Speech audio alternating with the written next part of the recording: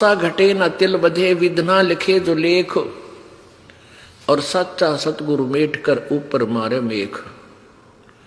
मासा घटे ना तिल बधे, यानी कोई भी परिवर्तन आपके सुख या दुख में ना कोई नियमन कर सकते ना उसको बढ़ा सकते। कौन? परमेश्वर कबीर जी को छोड़कर, परम अक्षर ब्रह्म के अतिरिक्त। तो जब तक हमें सत्साधना नहीं मिलती, परमेश्वर की शरण नहीं मिलती, तो हम अपना प्रारब्ध ही प्राप्त कर रहे होते हैं। अब मान लीजिए कोई ये सोचे कि मैंने एक कार खरीद दी, कोठी बना दी, 10 एकड़ जमीन और मोल लेकर बच्चों को दे दिया। ये आपका चाहा नहीं, आपके संस्कार में पूर्व निर्धारित था। अब प्राणी का चाह कुछ नहीं हुआ, जो भी आपका पूर्व संस्कार था वो फल रहा है। जैसे किसी बालकों की शादी होती है, विवाह होता है, तो विवाह होते ही प्रत्येक व्यक्ति का एक ऐसा ट्रेंड है, ऐसी सोच है कि भगवान पुत्र दे। अब सभी की इच्छा थी कि बालक होगा, पुत्र होगा, लेकिन पुत्री होगी। फिर दूसरी बार सोचा परमात्मा, अब कहते पुत्र दे, दूसरी भी पुत्री होगी। फिर तीसरा जब गर्भ रहा तो सब ने शुक्र मनाए, ना जाने कितनी देवी देवताओं के जाके प्रार्थनाएं की, जिसने भी जंतर मंत्र किया, दवाई भी ले ली, फिर भी बेटी होगी, और चौथी भी बेटी होगी, 5वीं भी बेटी होगी।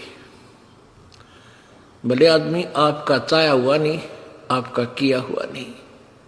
ये तो वो हुआ जो तेरे किस्मत में लिखा हुआ था, पूर्व निर्धारित था।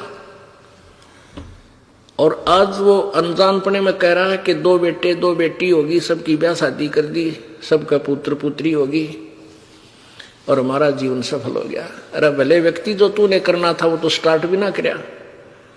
ये तो पिछली मलाई खाली और पल्ला झाड़ दिया, बैटरी डिस्चार्ज होगी। अब एक कदम काम बिगड़ जाएगा सारा, फिर गधे की योनि में जाओगा। पुण्यात्माओं, सत्संग के अंदर बहुत ही पुण्यकर्मी प्राणी आ सकता है, जिस पर विशेष कृपा परमेश्वर कबीर जी की होती है, अन्यथा सत्संग में नहीं आ सकता। इस पृथ्वी के ऊपर कितनी संख्या है मानव की, और पूरी संख्या, पूरी जनसंख्या के कितने प्रतिशत आप इस भक्ति से जुड़े हो? इससे आप विचार कर लेना कि आप कितने पुण्यकर्मी प्राणी हो। चाहे कोई दुख में आया है, चाहे कोई सुख में आया है, चाहे कोई अपना कष्ट निवारण करवाने के लिए यहां आया है, या कोई परमात्मा पाने के लिए आया है, दोनों ही पुण्यकर्मी प्राणी हैं। उनके पिछले जन्म जन्मांतर के शुभ कर्म, भक्ति वाले जो शुभ कर्म थे, वो बहुत ही पुण्य है, बहुत ही अच्छे हैं। और जो आज मान लिए किसी के पास धन ज्यादा है, पैसे वाला व्यक्ति है, वो भी परमात्मा की शरण में आया है, और एक बिल्कुल निर्धन आदमी है, बिल्कुल निर्धन व्यक्ति है, और वो भी शरण ग्रहण किए है, तो दोनों ही विशेष पुण्यकर्मी प्राणी हैं भक्ति सतर के। और बाकी रही बात जो पुण्य की, किसी के पास कार है, कोठी है, पैसा है, उसने पिछले जन्म में धर्म घना किया हुआ है, दान किया हुआ है। और जिसको ये भक्ति प्राप्त हुई है और उसके पास धन नहीं है, गरीब व्यक्ति है, निर्धन है, उसने पिछले जन्म में दान नहीं किया। केवल दान का डिफरेंस है, ये कोई बड़ी बात नहीं बताई परमात्मा ने। लेकिन अब अपने सारे ज्ञान न समझ कर प्रॉपरली दान भी करे और नाम भी श्रवण करे। इस बात ने याद रखे कि पार होने तो उद्देश्य है अपना, सतलोक चलने का उद्देश्य तो है ही है। किसी कारण से पैर फिसल भी जावे और ना जाने पाओगे, तो कम से कम नेक्स्ट जन्म हो भी गया आपके, जब तक ये फिर सतयुग कलयुग आएगा, तब तक कम से कम रोटी की समस्या तो हल हो ही पाओगे आप। इस दृष्टिकोण से भी आपने दान करना चाहिए। और फिर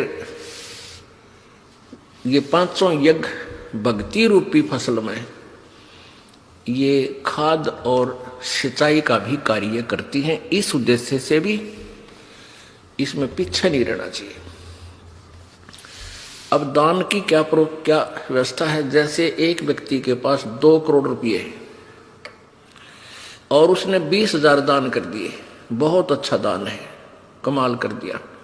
और एक व्यक्ति के पास 2,000 रुपये हैं और उसने 500 दान कर दिए, ये उस 20,000 वाले से ज्यादा दान है उसका। तो पुण्यात्माओं, इस दृष्टिकोण से, लेकिन दोनों ही दान करने वाला सच्ची श्रद्धा से और बगैर किसी इच्छा से। उसके एक तो हम दान करते हैं प्रतिफल की इच्छा करके, प्रतिफल कि भाई मेरा ये हो जा, छोरा नौकरी लग जा, लड़का नौकरी लग जाए, एक पाठ कराऊं,